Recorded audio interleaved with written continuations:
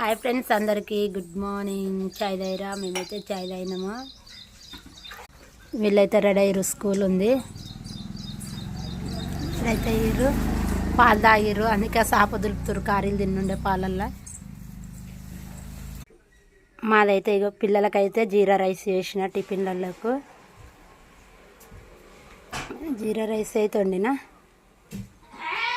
బాక్సులలో కావాలి కదా.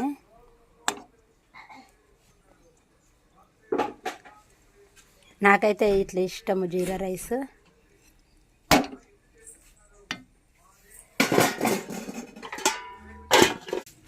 రాత్రిది అయితే చికెన్ ఉంది, ఫ్రిడ్జ్లో పెట్టినాం కాబట్టి ఇట్లా అయింది.